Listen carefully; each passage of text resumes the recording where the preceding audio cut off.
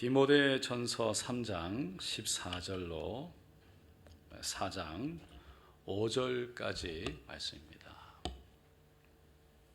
내가 속히 내게 가기를 바라나 이것을 내게 쓰는 것은 만일 내가 지체하면 너로 하여금 하나님의 집에서 어떻게 행하여야 할지를 알게 하려 함이니 이 집은 살아계신 하나님의 교회요 진리의 기둥과 터니라. 크도다 경건의 비밀이여 그렇지 않다 하는 이 없도다. 그는 육신으로 나타난 바 되시고 영으로 의롭다 하심을 받으시고 천사들에게 보이시고 만국에서 전파되시며 세상에서 믿음 바 되시고 영광 가운데서 올려지셨느니라. 그러나 성령이 밝히 말씀하시기를 후일에 어떤 사람들이 믿음에서 떠나 미혹하는 영과 귀신의 가르침을 따르리라 하셨으니 자기 양심이 화인을 맞아서 외식함으로 거짓말하는 자들이라. 혼인을 금하고 어떤 음식물은 먹지 말라고 할 터이나 음식물은 하나님이 지으신 바니 믿는 자들과 진리를 아는 자들이 감사함으로 받을 것이니라. 하나님께서 지으신 모든 것이 선함에 감사함으로 받으면 버릴 것이 없나니 하나님의 말씀과 기도로 거룩하여 짐이라. 아멘. 오늘 저는 디모데전서 3장 14절로 또 4장 5절까지 사도 바울이 말한 경건의 비밀이라는 제목으로 함께 은혜를 나누고자 합니다. 제가 지난주에 조금 몸이 안 좋아서 못 나왔는데요. 그 전주에 함께 여러분과 살펴봤던 말씀이 3장 1절에서부터 13절까지 말씀이죠. 거기에서 사도 바울이 디모데에게 감독과 집사, 교회의 리더가 되는 자격에 대해서 쭉 권면했습니다. 그리고 나서 오늘 본문 말씀이 시작되는 겁니다. 14절 15절에 내가 속히 내게 가기를 바라나 이것을 내게 쓰는 것은 만일 내가 지체하면 너로 하여금 하나님 집에서 어떻게 행해야 할지를 알게 하려고 함이니 이 집은 살아계신 하나님의 교회요 진리의 기둥과 터니라. 사도 바울이 디모데에게 편지를 써서 보냈던 이유가 이거다라는 거예요. 그게 뭐였냐면 바로 앞에서 나왔던 그 감독과 집사의 그 자격에 대해서 알려주기를 원했던 거죠. 그것을 한마디로 뭐라고 그랬냐면 오늘 본문에서 하나님의 집에서 어떻게 행해야 되는지를 알게 하기를 원한다라는 것이었죠.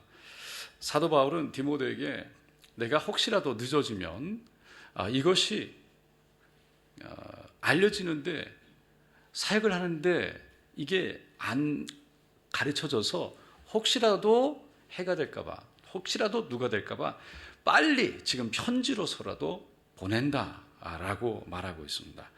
제가 이 말씀을 읽으면서 하나님의 집에서 어떻게 해야 되는지를 사도 바울이 이 디모데에게 굉장히 급한 마음으로 또 굉장히 중요하다고 생각하는 마음으로 편지를 빨리 보냈구나라는 생각이 들었어요. 사도 바울이 그렇게 디모데에게 급하게 하고 싶었던 말씀, 다시 말해서 교회 안에서 어떻게 행해야 될지에 대해서 주시는 말씀을 바로 그 다음 절 16절에 이렇게 말하고 있습니다. 16절 한번 다 같이 다시 한번 읽어보겠습니다. 크도다 경건의 비밀이여 그렇지 않다 하느니 없도다. 그는 육신으로 나타난 바 되시고 영으로 의롭다 하심을 받으시고 천사들에게 보이시고 만국에서 전파되시고 세상에서 믿음 바 되시고 영광 가운데서 올려지셨느니라. 사도 바울이 급하게 매우 중요하게 디모데에게 전하고 싶었던 것은요, 크도다 경건의 비밀이요 경건에 대한 말씀이었던 거죠.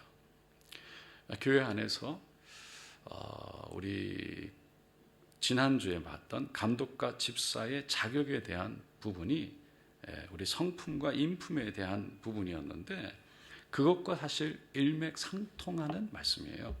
성경은 경건에 대해서 계속해서 이렇게 말했죠. 베드로전서 1장 16절에 기록되었을 때 내가 거룩하니 너희도 거룩할지어다.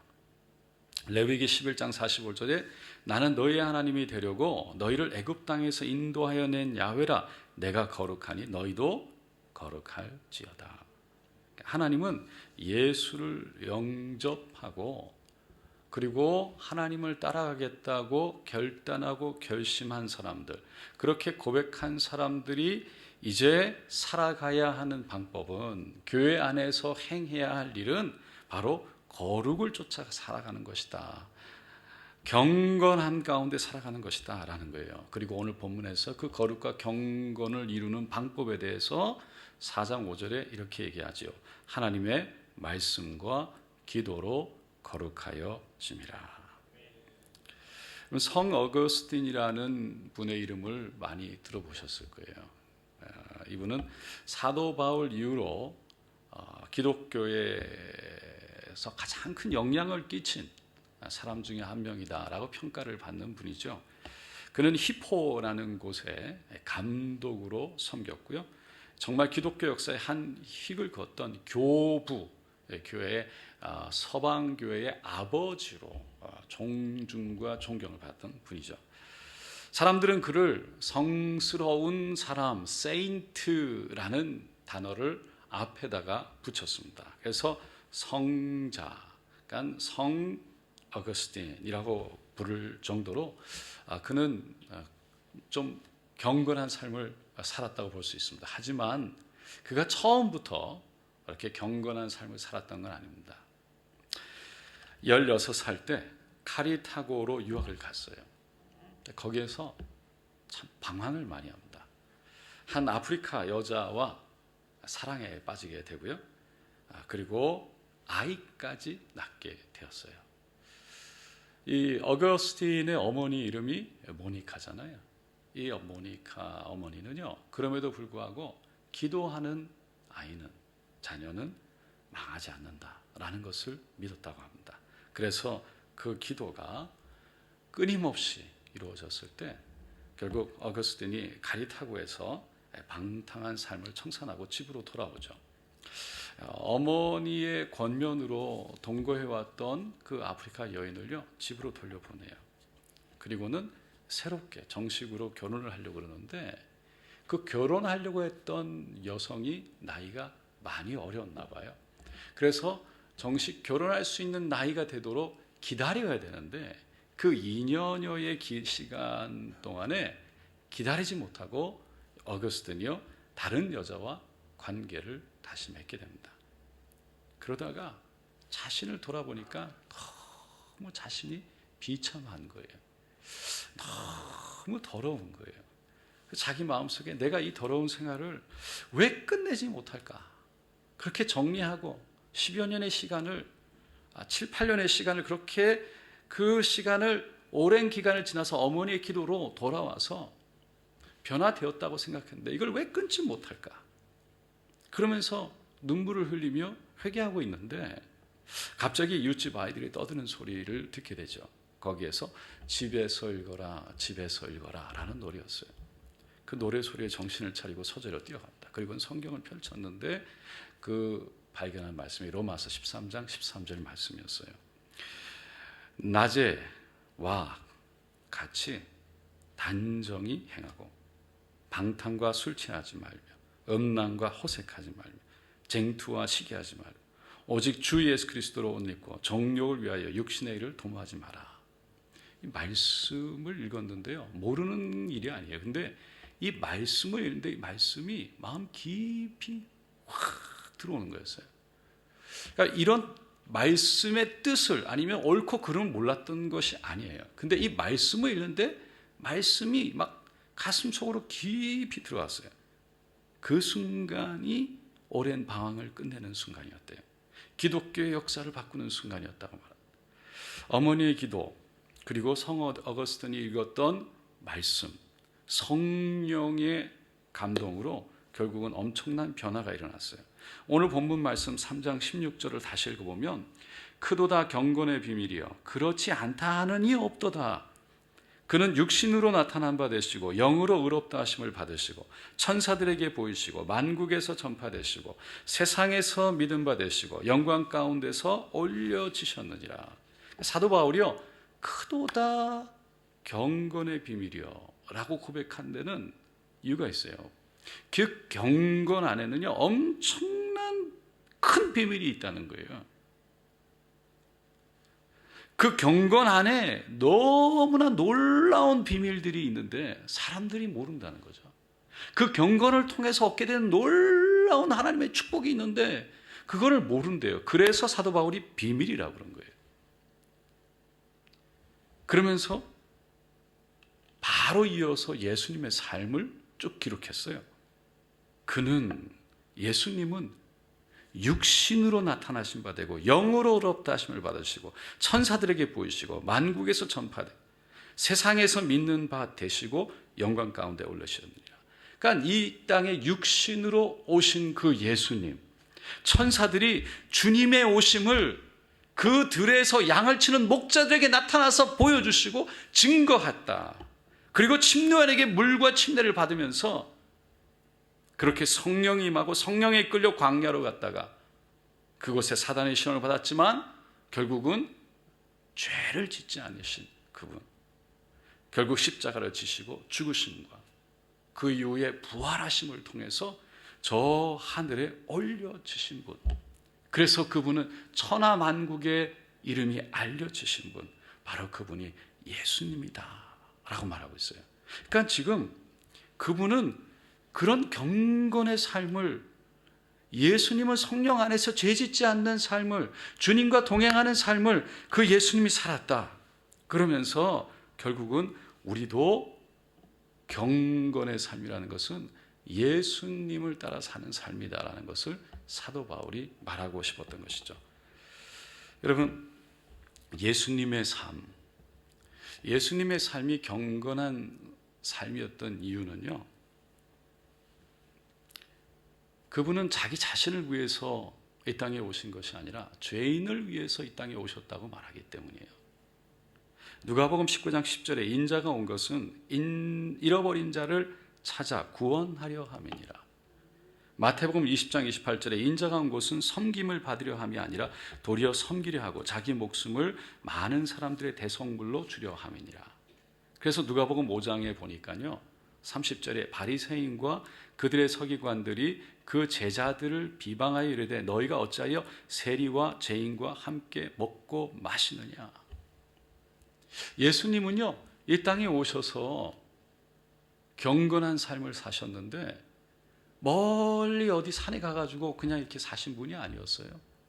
이 땅에 죄인들과 어울리셨어요. 세리들과 함께 식사를 하셨어요. 그러면서도 예수님은 죄가 없으신 분이셨어요.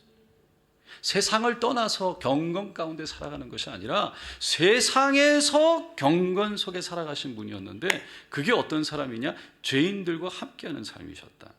그래서 예수님이 바리새인들과 서기관들이 제자들에게 비방하면서 왜 죄인과 세리들과 함께 먹느냐고 그랬을 때 이렇게 말씀하셨어요. 바로 그 다음 절 31절에 보면 예수께서 대답하여 이르시되 건강한 자에게는 의사가 쓸데없고 병든 자에게라야 쓸데있나니 내가 의인을 부르러 온 것이 아니고 죄인을 불러 회개시키러 왔노라 라고 그래요. 예수님은요, 이 땅에 죄인들을 위해서 오셨다는 거예요. 그래서 그 삶이 경건한 삶이었다. 그것을 사도 야고보가 1장 27절에 이렇게 말해요. 하나님 아버지 앞에서 정결하고 더러움이 없는 경건은 곧 고아와 가부를 그 환난 중에 돌아보고 또 자기를 지켜 새 속에 물들지 아니하는 이것이니라. 고아와 가부를 돌아보고 힘들고 어려운 사람들을 돌아보고 하나님 앞에서, 그리고 자신을 세상에 물들지 않게 하는 거래요. 세상과 단절해 살아가는 것이 아니라 하나님 앞에서 세상 속에서 여전히 살아가지만, 세상에 파고 들어가지만 죄인들과 함께하며 약한 자들과 함께하며 그들을 위로하고 그들을 주님께로 인도하며 하나님 앞에 살아가는 삶, 그러면서도 여전히 세상에 물들지 않는 삶, 그것이 경건한 삶이라고 말하고 있습니다. 하나님 앞에서 경건하려고 다른 사람들 앞에서 경건한 척, 기도하는 척, 말씀을 읽는 척 하는 것이 아니라 주위 사람들을 돌아보면서 힘들고 어려운 사람들을 찾아가고 그들을 주님께로 인도하려고 손을 내미는 삶이 경건한 삶이라는 거예요. 사도 바울이 오늘 본문 4장 1절에 보면 그러나 성령이 밝히 말씀하시기를 후일에 어떤 사람들이 믿음에서 떠나 미혹하는 영과 귀신의 가르침을 따르리라 하셨으니 경건의 비밀이 크고 그 비밀을 쫓아 사는 사람은 예수를 쫓아 사는 사람이다. 그분은 경건함 가운데 살아오셨다는 것을 얘기했잖아요. 그리고 나서 사도 바울이 얘기하는 것이 그런데 성령이 나에게 알려주시는 것은 예수를 믿고 예수를 따라가겠다고 고백하는 사람들 중에 작정한 사람들 중에 나중에 믿음을 떠나는 사람들이 있는데 그 사람들은 미혹하는 영과 귀신을 가르침을 따라 살아가게 될 것이다. 그 미혹하는 영과 귀신의 가르침을 따라가는 사람들이 하는 일을 그 밑에 2절과 3절에 이렇게 말하죠. 자기 양심이 화인을 맞아서 외식함으로 거짓말하는 자들이라. 혼인을 금하고 어떤 음식물은 먹지 말라고 할 터이나 음식물은 하나님이 지으신 바니 믿는 자들과 진리를 아는 자들이 감사함으로 받을 것이니라. 양심이 화인 맞아서 거짓말하는 자들이래요. 무슨 말입니까? 자기는 하지 않는데 하는 척 그러면서 외식한다는 거예요. 혼인을 금한대요. 자기는 결혼하고 어떤 음식을 먹지 말라고 한대요. 자신은 다시 말해서 죄를 다 짓고 있는데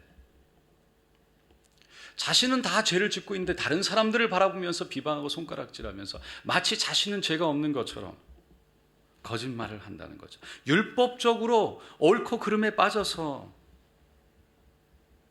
그것을 통해 자기도 다 죄짓고 살면서 옳고 그름 속에 구원이 있고 옳고 그름 속에 경건이 있다라고 말하는 결국은 외식함으로 살아가는 사람들. 그 음식은 뭐냐면 우상에게 제사를 드려졌던 음식이에요. 그거 먹지 마라. 그거 안 먹는다고 되는 게 아니라는 거죠. 사도 바울. 그러면서 먹는 사람들을 손가락질하며 죄 지었다고 그러고 구원이 없다고 말하는데 그게 아니라는 거예요. 우리가 우상에 드린 그 제사의 고기를 먹느냐 안 먹느냐가 중요한 것이 아니라 예수가 있느냐 없느냐가 중요하다는 거예요. 거기에 구원이 있고 거기에서 경건이 나온다는 거예요. 예수님을 따라 사느냐 안 살느냐 그게 중요하다는 거예요. 자신이 무엇을 했기 때문에 내가 무엇을 안 했기 때문에 경건하다라고 생각하는 죄 속에 빠져서 다른 사람을 정죄하는 게 경건한 것이 아니라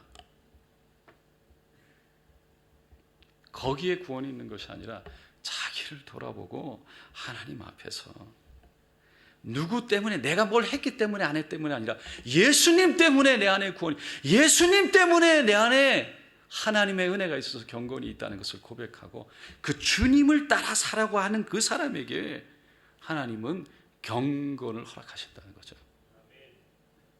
예수님 따라 사는 것, 그것은 밖으로 드러내서 내가 거룩하다, 내가 의롭다, 내가 이렇다, 내가 이렇게 했다, 나 이런 거 안 하고 산다, 그러고서는 자기 자신을 어깨를 펴고 하늘을 돌아보면서 떳떳이 살아가는 것이 아니라는 거예요. 세리들과 죄인들, 약하고 힘없고 죄 속에 살아가는 그 사람들을 손가락질하는 것이 아니라 그 사람들에게 다가가 손 내밀고 잡아줘서 그 사람들을 구원으로 인도하는 삶,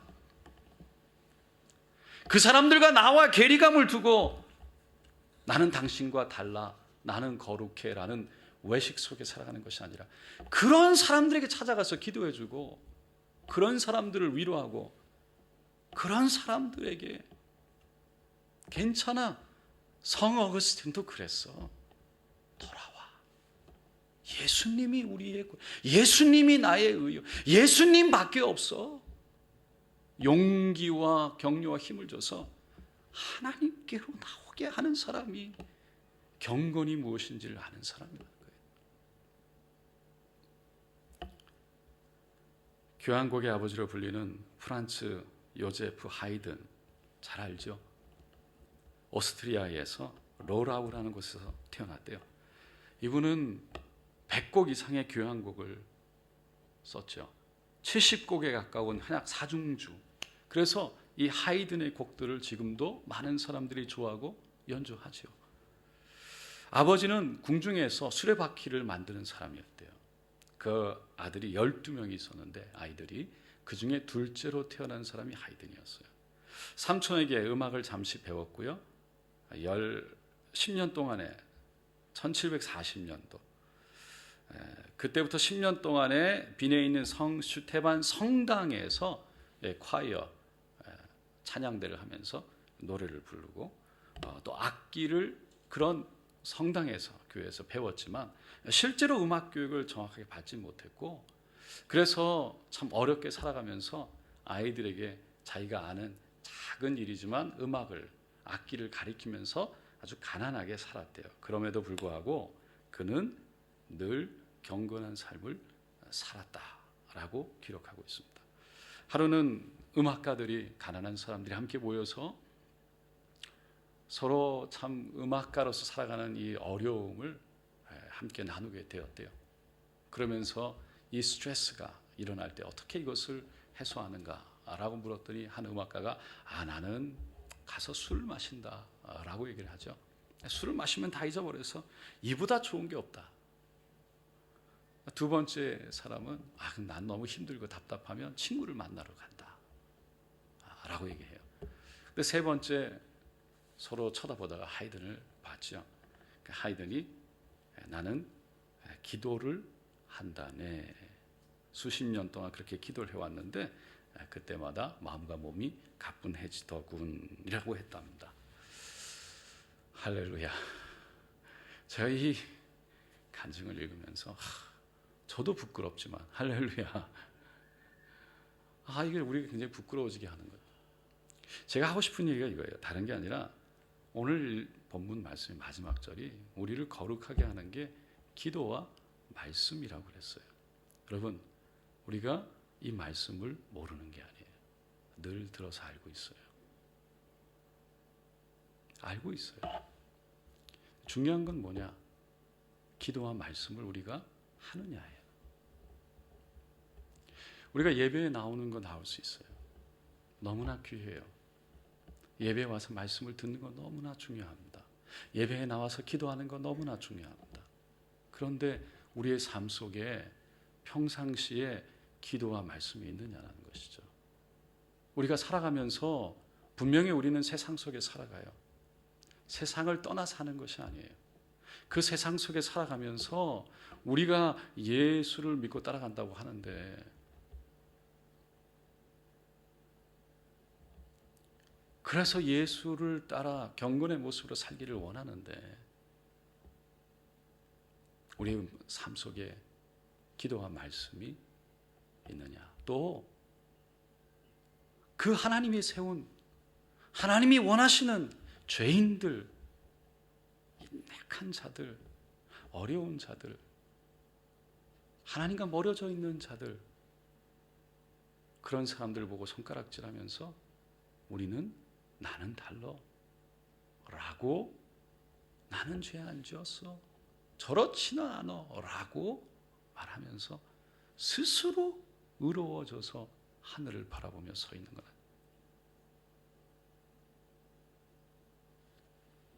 그것이 사도 바울이 얘기하는 그것이 경건이 아니라 바로 기도와 말씀 가운데 어려운 자들을 찾아서 하나님께로 인도하는 삶이 하나님 앞에서라는 단어를 썼어요.